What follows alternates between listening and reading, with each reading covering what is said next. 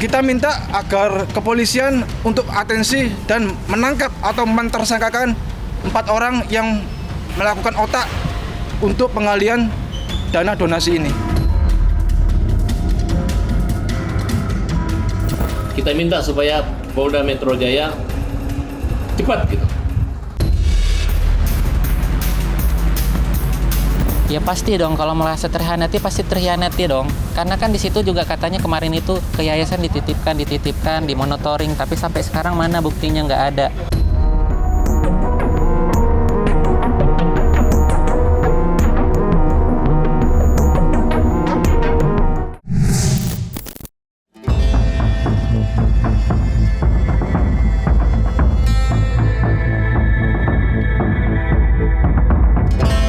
Kemarin, Agus Salim memenuhi undangan Polda Metro Jaya untuk dilakukan pemeriksaan atas laporan yang dibuatnya. Ditemani kuasa hukumnya, Agus Salim mengaku dicecar 30 pertanyaan oleh tim penyidik Polda Metro Jaya. Seperti diketahui, Agus Salim melaporkan 4 orang berinisial DS, PB, G, dan N atas dugaan penggelapan dana donasi 1,3 miliar yang penerima manfaatnya dialihkan ke para korban bencana alam di NTT belum lama ini. Di media sosial, keempat orang yang dilaporkan Agus tidak lain ialah Denny Sumargo, Pablo Benua, Gary, dan Novi. Keempatnya dituding telah melakukan mufakat jahat dengan mengalihkan uang donasi Agus Salim untuk para korban bencana alam. Saat disinggung mengenai jalannya pemeriksaan, kuasa hukum Agus Salim mendorong aparat kepolisian bertindak tegas untuk menangkap keempat nama yang dilaporkannya. Lantas, benarkah dalam waktu dekat keempat nama itu termasuk Novi di dalamnya akan segera dipanggil untuk dilakukan pemeriksaan? Jika benar, maka Novi harap-harap cemas atas permasalahan donasi yang sampai dengan saat ini tak kunjung tuntas.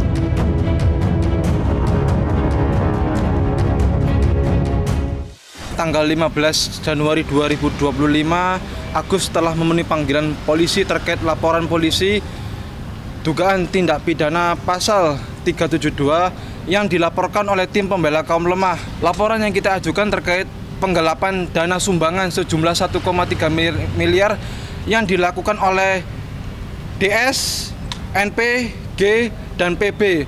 Mereka ini adalah otaknya ya, untuk melakukan pengalihan dana donasi atau sumbangan kepada korban bencana alam Nusa Tenggara Timur. Otaknya mereka adalah 4 orang ini. Mereka telah bersekongkol melakukan tipu muslihat untuk mengalihkan kepada korban bencana alam Nusa Tenggara Timur, sehingga Agus mengalami kerugian baik secara material maupun imaterial.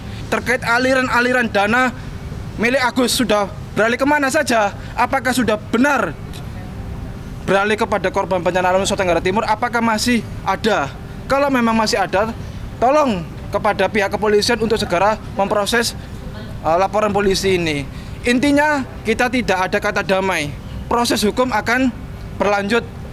Kita minta agar kepolisian untuk atensi dan menangkap atau mentersangkakan 4 orang yang melakukan otak untuk pengalihan dana donasi ini. Baik lagi ini soal prinsip hukum, dan kita juga harus mengajarkan edukasi kepada masyarakat bahwa kita tunjukkan bahwa memang ini adalah hak Agus mutlak. Jadi ini bukan sebagai hak dari yayasan ataupun bukan dari hak Densu ataupun bukan dari hak donatur lagi. Dikatakan suatu donatur itu semuanya kan juga kabur semua. Jadi bicaranya adalah ini adalah hak mutlak Agus yang kita sekarang sedang perjuangkan dan mengedukasi kepada masyarakat agar kita tahu bahwa sama-sama bahwa di sini ada peristiwa hukum dan apapun yang akan terjadi dan harus dipertanggungjawabkan secara hukum juga. Kita jalanin prosesnya aja, itu aja sih. Kalau untuk perjuangannya sih kan Sampai selesai. Sampai selesai itu aja sih. Kita minta supaya Polda Metro Jaya cepat gitu.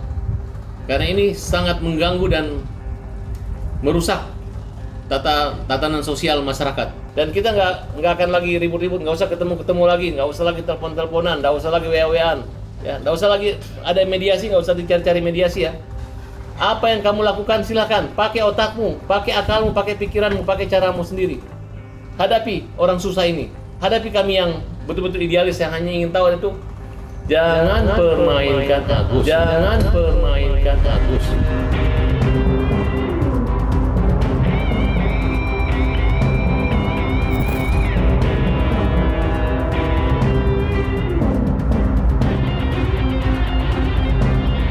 Berbagai cara sudah ditempuh masing-masing pihak untuk mencari jalan tengah menyelesaikan kisruh uang donasi.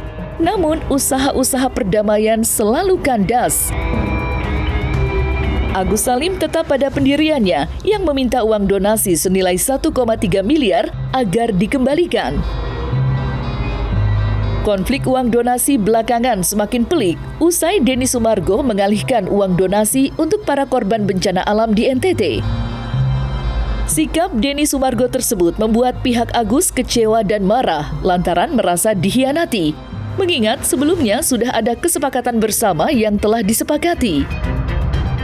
Karena alasan itulah, Agus Salim melalui kuasa hukumnya melayangkan surat somasi kepada Denny Sumargo dan menghimbau mantan pebasket nasional itu mengembalikan uang donasi dalam 3 kali 24 jam. Sebab jika tidak, Agus Salim akan menempuh jalur hukum untuk memperkarakan Denny Sumargo. Patut ditunggu tanggapan Denny Sumargo, akankah legowo atau mbalelo? Kalau untuk tanggapan itu, DS ini tipu muslihat. Omongannya omong-omongan aja, omong kosong. Loh, kita sudah sering loh bertemu, komunikasi, tapi ya tidak ada itikat baiknya dari DS itu. Itu sebagai sebuah permainan bagi mereka aja. Ya diolok-olok, kayak itu kan kerja mereka, ngolok-ngolokin saya, orang sakit seperti saya gitu. Ya apapun olok-olokan mereka sebagai ini, ya mereka sama netizen ya saya lagi yang jadi korban, begitu terus gitu, sampai kapan gitu. Ya setidaknya ya ingatlah janji-janji manis mereka, janji yang benar-benar mereka janjikan ke saya, itu aja sih gitu. Ya pasti dong, kalau merasa terhianati pasti terhianati dong. Karena kan di situ juga katanya kemarin itu ke yayasan dititipkan, dimonitoring, tapi sampai sekarang mana buktinya, nggak ada.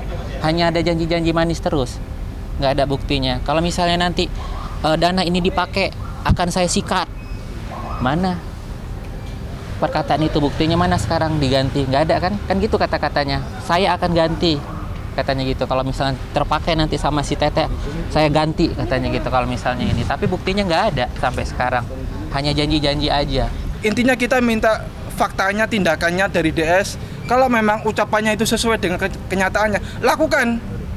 Tapi jangan omong kosong. Kita sudah melakukan misalnya upaya hukum somasi peringatan hukum teguran keras dalam jangka waktu 3 kali 24 jam.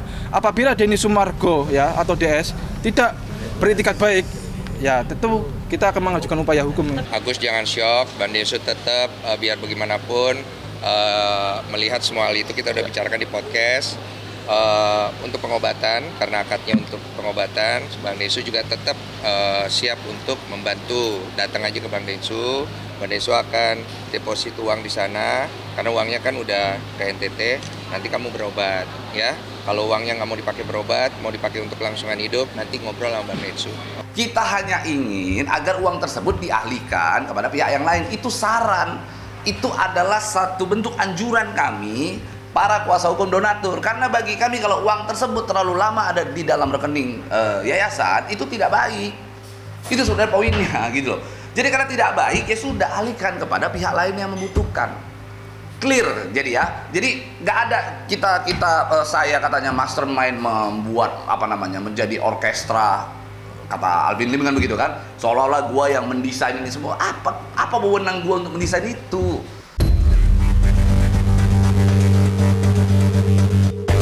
Sementara LQ Indonesia Law Firm yang merupakan firm hukum yang didirikan mendiang pengacara Alvin Lim memberikan pernyataan resminya mengenai keputusannya yang mundur sebagai kuasa hukum Agus Salim. Mundurnya LQ Indonesia Law Firm mendapat tanggapan keras dari Farhad Abbas. Mantan suami Nia Daniati itu menuding tim LQ Indonesia Law Firm telah mempermalukan mendiang Alvin Lim yang baru saja dilarung. Mengingat sikap Alvin Lim begitu tegas dalam membela Agus Salim, sampai-sampai Alvin Lim terlibat konflik cukup panas dengan Novi yang berujung saling lapor. Dan berikut pernyataan resmi LQ Indonesia Law Firm yang mundur sebagai kuasa hukum Agus Salim.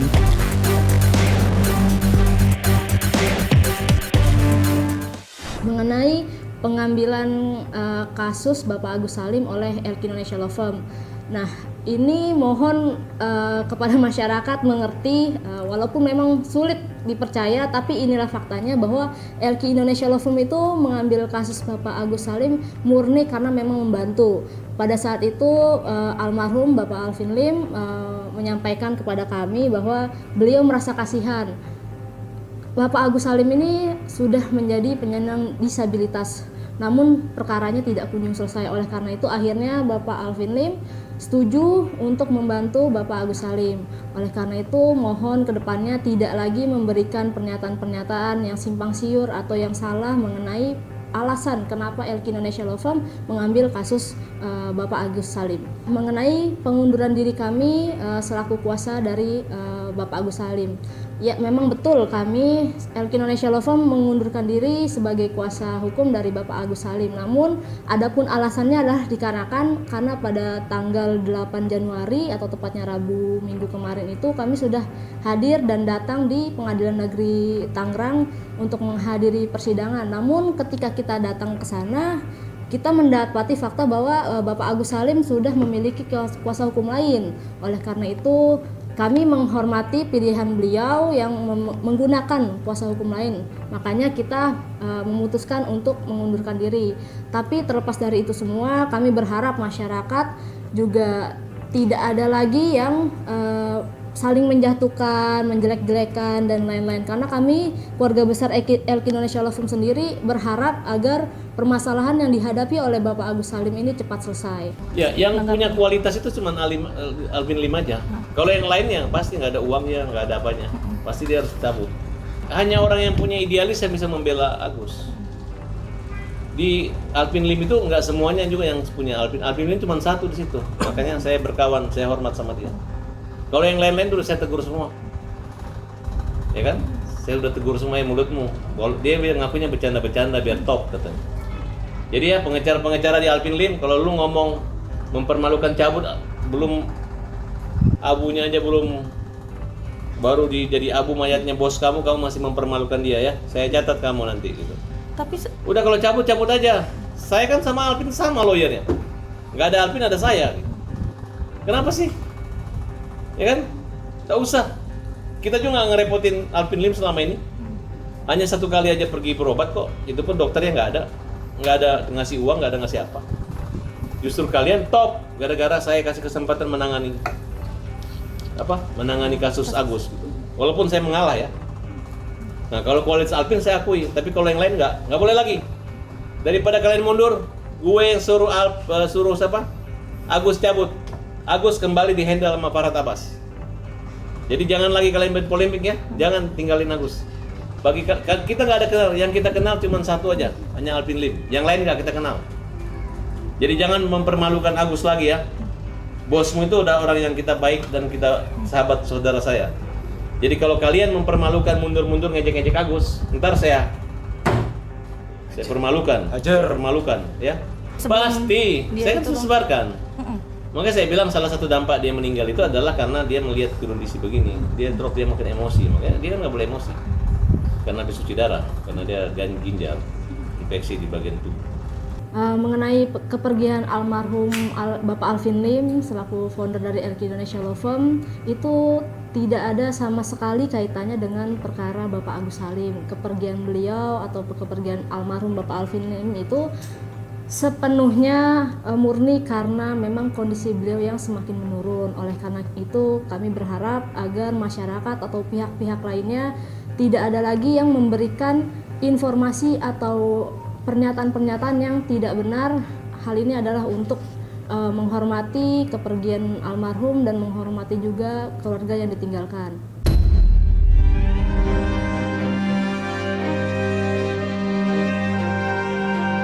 Nah, selesai sudah Cumi Lovers, saksikan terus Cumi Camp In-Depth, kabar lengkap, mendalam, dan akurat dari narasumber terpercaya. Dan jangan lupa untuk like, subscribe, dan juga share channel YouTube Cumi Cumi.